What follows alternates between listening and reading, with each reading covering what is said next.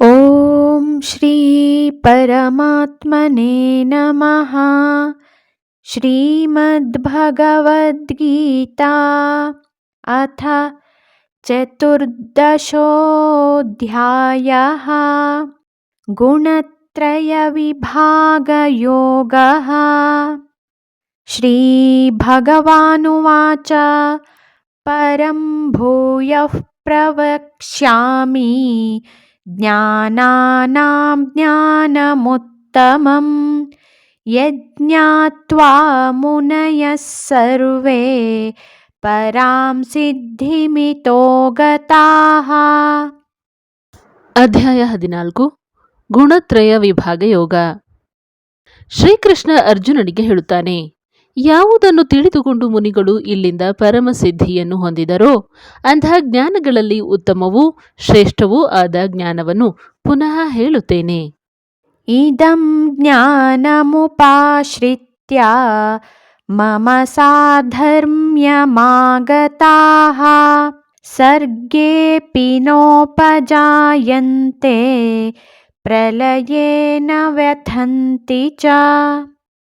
ಈ ಜ್ಞಾನವನ್ನು ಆಶ್ರಯಿಸಿಕೊಂಡು ನನ್ನ ಸಾಧರ್ಮ್ಯವನ್ನು ಹೊಂದಿದವರು ಸೃಷ್ಟಿ ಕಾಲದಲ್ಲಿ ಹುಟ್ಟುವುದಿಲ್ಲ, ಪ್ರಳಯ ಕಾಲದಲ್ಲಿ ವ್ಯಥೆ ಪಡುವುದಿಲ್ಲ. ಮಮ ಯೋನಿರ್ಮಹದ್ ಬ್ರಹ್ಮ ತಸ್ಮಿನ್ ಗರ್ಭಂ ದಧಾಮ್ಯಹಂ ಸಂಭವಃ ಸರ್ವಭೂತಾನಾಂ ತತೋ ಭವತಿ ಭಾರತ. ಅರ್ಜುನ, ಮಹತ್ತಾದ ಪ್ರಕೃತಿಯೇ ನನ್ನ ಯೋನಿ, ಅದರಲ್ಲಿ ನಾನು ಗರ್ಭವನ್ನು ಇಡುತ್ತೇನೆ. ಇದರಿಂದ ಸರ್ವ ಪ್ರಾಣಿಗಳ ಉತ್ಪತ್ತಿಯೂ ಆಗುವುದು.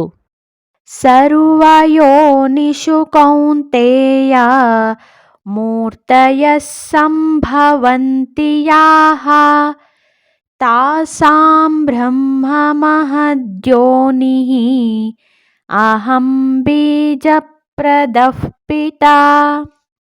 ಸರ್ವಯೋನಿಗಳಲ್ಲೂ ಯಾವ ಶರೀರಗಳು ಹುಟ್ಟುತ್ತಿರುವವೋ ಅವುಗಳಿಗೆ ಮಹತ್ ಪ್ರಕೃತಿಯೇ ಯೋನಿ, ಬೀಜಪ್ರದನಾದ ತಂದೆಯೇ ನಾನು. ಸತ್ವಂ ರಜಸ್ತಮ ಇತಿ ಗುಣಾಃ ಪ್ರಕೃತಿ ಸಂಭವಾಃ ನಿಬಧ್ನಂತಿ ಮಹಾಬಾಹೋ ದೇಹೇ ದೇಹಿನಮವ್ಯಯಂ. ಅರ್ಜುನ, ಸತ್ವ ರಜಸ್ಸು ತಮಸ್ಸು ಎಂಬ ಪ್ರಕೃತಿಯಿಂದ ಹುಟ್ಟಿದ ಗುಣಗಳು ಅವ್ಯಯನಾದ ಆತ್ಮನನ್ನು ದೇಹದಲ್ಲಿ ಬಂಧಿಸುತ್ತವೆ. ತತ್ರ ಸತ್ವಂ ನಿರ್ಮಲತ್ವಾತ್ ಪ್ರಕಾಶಕಮನಾಮಯಂ ಸುಖಸಂಗೇನ ಬಧ್ನಾತಿ ಜ್ಞಾನಸಂಗೇನ ಚಾನಘ. ಅರ್ಜುನ, ಅವುಗಳಲ್ಲಿ ಸತ್ವಗುಣ ನಿರ್ಮಲವಾದುದರಿಂದ ಪ್ರಕಾಶಮಾನವಾಗಿದೆ, ಪಾಪದ ಲೇಪದಿಂದ ಪಾರಾಗಿದೆ. ಅದು ಆತ್ಮನನ್ನು ಸುಖ ಸಂಗದಿಂದಲೂ ಮತ್ತು ಜ್ಞಾನ ಸಂಗದಿಂದಲೂ ಬಂಧಿಸುವುದು. ರಜೋ ರಾಗಾತ್ಮಕಂ ವಿದ್ಧಿ ತೃಷ್ಣಾ ಸಂಗ ಸಮುದ್ಭವಂ ತನ್ನಿಬಧ್ನಾತಿ ಕೌಂತೆಯ ಕರ್ಮ ಸಂಗೇನ ದೇಹಿನಂ. ರಜೋಗುಣ ರಾಗದಿಂದ ಆಗಿರುವುದು. ಇದು ತೃಷ್ಣೆ ಮತ್ತು ಸಂಗ ಇವುಗಳಿಗೆ ಕಾರಣ. ಇದು ಕರ್ಮ ಸಂಗದಿಂದ ಆತ್ಮನನ್ನು ಬಂಧಿಸುವುದು. ತಮಸ್ತ್ವಜ್ಞಾನಜಂ ವಿದ್ಧಿ ಮೋಹನಂ ಸರ್ವದೇಹಿನಾಂ ಪ್ರಮಾದಾಲಸ್ಯ ನಿದ್ರಾಭಿಃ ತನ್ನಿಬಧ್ನಾತಿ ಭಾರತ. ಅರ್ಜುನ, ತಮಸ್ಸು ಅಜ್ಞಾನದಿಂದ ಹುಟ್ಟಿರುವುದು. ಇದು ಸಮಸ್ತ ಪ್ರಾಣಿಗಳನ್ನು ಮೋಹಪಡಿಸುವುದು ಎಂದು ತಿಳಿ. ಪ್ರಮಾದ, ಆಲಸ್ಯ, ನಿದ್ರೆ ಇವುಗಳಿಂದ ಬಂಧಿಸುವುದು. ಸತ್ವಂ ಸುಖೇ ಸಂಜಯತಿ ರಜಃ ಕರ್ಮಣಿ ಭಾರತ ಜ್ಞಾನಮಾವೃತ್ಯ ತು ತಮಃ ಪ್ರಮಾದೇ ಸಂಜಯತ್ಯುತ. ಅರ್ಜುನ, ಸತ್ವಗುಣ ಸುಖದಲ್ಲಿ ಸಂಗವನ್ನು ಉಂಟುಮಾಡುವುದು, ರಜೋಗುಣ ಕರ್ಮದಲ್ಲಿ ಸಂಘವನ್ನು ಉಂಟುಮಾಡುವುದು. ಆದರೆ ತಮೋಗುಣ ಜ್ಞಾನವನ್ನು ಆವರಿಸಿಕೊಂಡು ಪ್ರಮಾದದಲ್ಲಿ ಸಂಘವನ್ನು ಉಂಟುಮಾಡುವುದು. ರಜಸ್ತಮಶ್ಚಾಭಿಭೂಯ ಸತ್ವಂ ಭವತಿ ಭಾರತ ರಜಸ್ಸತ್ವಂ ತಮಶ್ಚೈವ ತಮಸ್ಸತ್ವಂ ರಜಸ್ತಥಾ. ಅರ್ಜುನ, ರಜಸ್ಸು ತಮಸ್ಸನ್ನು ಅಡಗಿಸಿ ಸತ್ವಗುಣ ಮೇಲೇಳುವುದು. ಸತ್ವಗುಣ ತಮೋಗುಣಗಳನ್ನು ಅಡಗಿಸಿ ರಜೋಗುಣ ಮೇಲೇಳುವುದು. ಸತ್ವ ಮತ್ತು ರಜೋಗುಣಗಳನ್ನು ಅಡಗಿಸಿ ತಮಸ್ಸು ಮೇಲೇಳುವುದು. ಸರ್ವದ್ವಾರೇಷು ದೇಹೇಸ್ಮಿನ್ ಪ್ರಕಾಶ ಉಪಜಾಯತೆ ಜ್ಞಾನಂ ಯದಾ ತದಾ ವಿದ್ಯಾತ್ ವಿವೃದ್ಧಂ ಸತ್ವಮಿತ್ಯುತ. ಯಾವಾಗ ಈ ದೇಹದ ಸಕಲ ಇಂದ್ರಿಯಗಳ ಮೂಲಕವೂ ಜ್ಞಾನವೆಂಬ ಪ್ರಕಾಶ ಬೆಳಗುವುದೋ ಆಗ ಸತ್ವಗುಣ ವೃದ್ಧಿಯಾಗಿದೆ ಎಂದು ತಿಳಿಯಬೇಕು. ಲೋಭಃ ಪ್ರವೃತ್ತಿರಾರಂಭಃ ಕರ್ಮಣಾಮಶಮಸ್ಪೃಹಾ ರಜಸ್ಯೇತಾನಿ ಜಾಯಂತೆ ವಿವೃದ್ಧೇ ಭರತರ್ಷಭ. ಅರ್ಜುನ, ರಜೋಗುಣ ವೃದ್ಧಿಯಾಗಿರುವಾಗ ಲೋಭ, ಪ್ರವೃತ್ತಿ, ಕರ್ಮಗಳ ಆರಂಭ, ಅಶಮ, ಸ್ಪೃಹೆ ಇವು ಉಂಟಾಗುವುವು. ಅಪ್ರಕಾಶೋ ಪ್ರವೃತ್ತಿಶ್ಚ ಪ್ರಮಾದೋ ಮೋಹ ಏವ ಚ ತಮಸ್ಯೇತಾನಿ ಜಾಯಂತೆ ವಿವೃದ್ಧೇ ಕುರು ನಂದನ.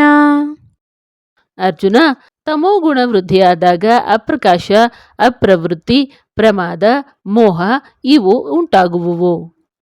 ಯದಾ ಸತ್ವೇ ಪ್ರವೃದ್ಧೇ ತು ಪ್ರಲಯಂ ಯಾತಿ ದೇಹಭೃತ್ ತದೋತ್ತಮವಿದಾಂ ಲೋಕಾನ್ ಅಮಲಾನ್ ಪ್ರತಿಪದ್ಯತೆ.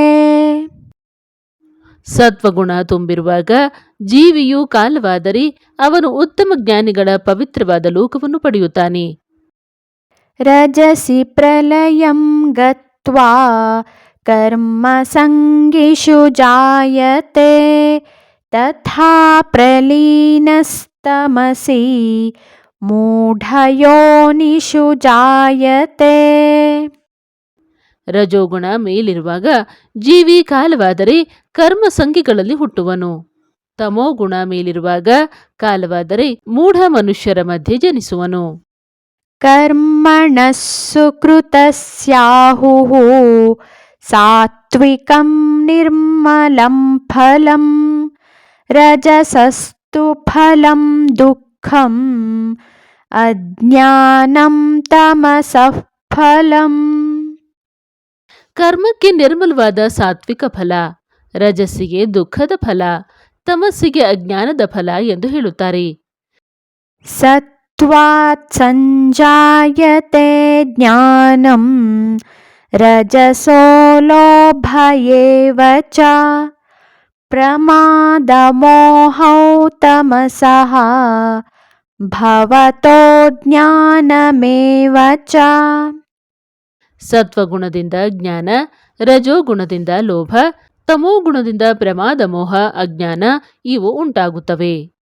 ಊರ್ಧ್ವಂ ಗಚ್ಚಂತಿ ಸತ್ವಸ್ಥಾಃ ಮಧ್ಯೆ ತಿಷ್ಠಂತಿ ರಾಜಸಾಃ ಜಘನ್ಯಗುಣವೃತ್ತಿಸ್ಥಾಃ ಅಧೋ ಗಚ್ಚಂತಿ ತಾಮಸಾಃ. ಸತ್ವಗುಣದಲ್ಲಿರುವವರು ಮೇಲಕ್ಕೆ ಹೋಗುತ್ತಾರೆ, ರಜೋಗುಣಿಗಳು ಮಧ್ಯದಲ್ಲಿ ನಿಲ್ಲುವರು, ಕೊನೆಯ ಗುಣದ ತಾಮಸಿಕರು ಕೆಳಕ್ಕೆ ಹೋಗುತ್ತಾರೆ.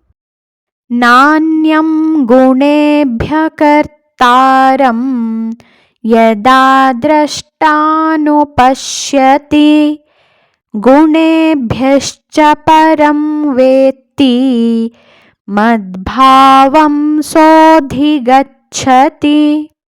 ನೋಡುವವನು ಯಾವಾಗ ಗುಣಗಳಿಗಿಂತ ಬೇರೊಬ್ಬ ಕರ್ತೃವನ್ನು ನೋಡುವುದಿಲ್ಲವೋ ಮತ್ತು ಗುಣಗಳಿಗಿಂತ ಬೇರೆಯಾದ ಏನನ್ನು ತಿಳಿಯುವನೋ ಆಗ ಅವನು ತನ್ನ ಭಾವವನ್ನು ಹೊಂದುವನು. ಗುಣಾನೇತಾನತೀತ್ಯತ್ರೀನ್ ದೇಹಿ ದೇಹ ಸಮುದ್ಭವಾನ್ ಜನ್ಮ ಮೃತ್ಯುಜರಾ ದುಃಖೈಃ ವಿಮುಕ್ತೋ ಮೃತಮಶ್ನುತೆ. ಜೀವಿಯು ಈ ದೇಹದ ಉತ್ಪತ್ತಿ ಕಾರಣವಾಗಿರುವ 3 ಗುಣಗಳನ್ನು ದಾಟಿ ಜನ್ಮ ಮೃತ್ಯು ಜರ ಇವುಗಳಿಂದ ಪಾರಾಗಿ ಅಮೃತತ್ವವನ್ನು ಪಡೆಯುತ್ತಾನೆ. ಅರ್ಜುನ ಉವಾಚ ಕೈರ್ಲಿಂಗೈಸ್ತ್ರೀನ್ ಗುಣಾನೇತಾನ್ ಅತೀತೋ ಭವತಿ ಪ್ರಭೋ ಕಿಮಾಚಾರಃ ಕಥಂ ಚೈತಾನ್ ತ್ರೀನ್ ಗುಣಾನತಿ ವರ್ತತೆ. ಅರ್ಜುನ ಶ್ರೀಕೃಷ್ಣನನ್ನು ಕೇಳುತ್ತಾನೆ, ಪ್ರಭು, 3 ಗುಣಗಳನ್ನು ದಾಟಿದವನು ಯಾವ ಚಿಹ್ನೆಗಳಿಂದ ಕೂಡಿರುವನು? ಅವನ ನಡವಳಿಕೆ ಹೇಗೆ? ಅವನು ಈ 3 ಗುಣಗಳನ್ನು ಹೇಗೆ ಅತಿಕ್ರಮಿಸುತ್ತಾನೆ?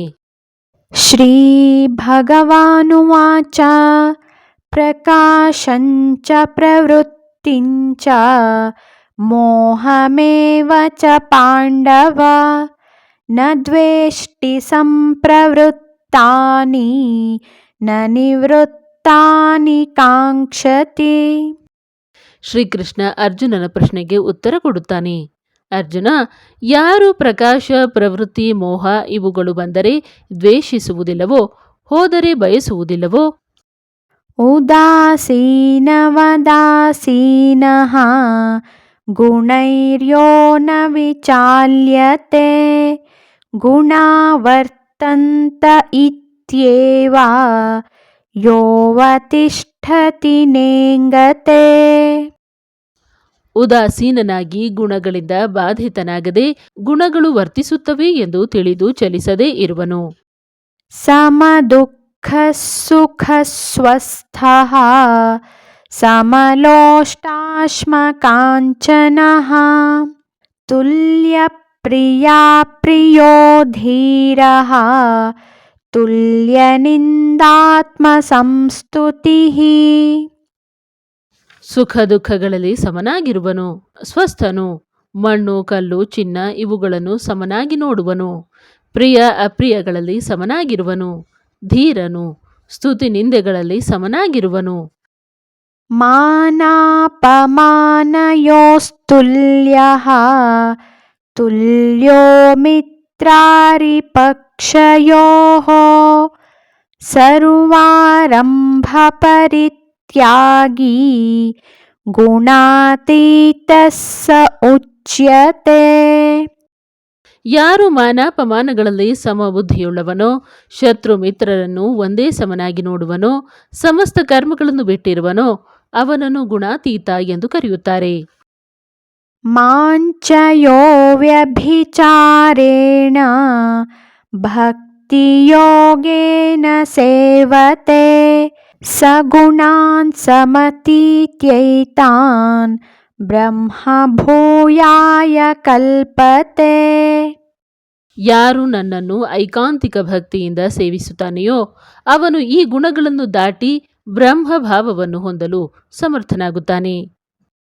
ಬ್ರಹ್ಮಣೋ ಹಿ ಪ್ರತಿಷ್ಠಾಹಂ ಅಮೃತಸ್ಯಾವ್ಯಯಸ್ಯ ಚ ಶಾಶ್ವತಸ್ಯ ಚ ಧರ್ಮಸ್ಯ ಸುಖಸ್ಯೈಕಾಂತಿಕಸ್ಯ ಚ. ಏಕೆಂದರೆ ನಾನು ಅವ್ಯಯನಾಗಿಯೂ ಅಮೃತವಾಗಿಯೂ ಇರುವ ಬ್ರಹ್ಮಕ್ಕೂ ಶಾಶ್ವತವಾದ ಧರ್ಮಕ್ಕೂ ಐಕಾಂತಿಕವಾದ ಸುಖಕ್ಕೂ ಆಧಾರವಾಗಿದ್ದೇನೆ. ಓಂ ತತ್ಸದಿತಿ ಶ್ರೀಮದ್ಭಗವದ್ಗೀತಾಸು ಉಪನಿಷತ್ಸು ಬ್ರಹ್ಮವಿದ್ಯಾಯಾಂ ಯೋಗಶಾಸ್ತ್ರೇ ಶ್ರೀಕೃಷ್ಣಾರ್ಜುನ ಸಂವಾದೆ ಗುಣತ್ರಯ ವಿಭಾಗ ಯೋಗೋ ನಾಮ ಚತುರ್ದಶೋऽಧ್ಯಾಯಃ.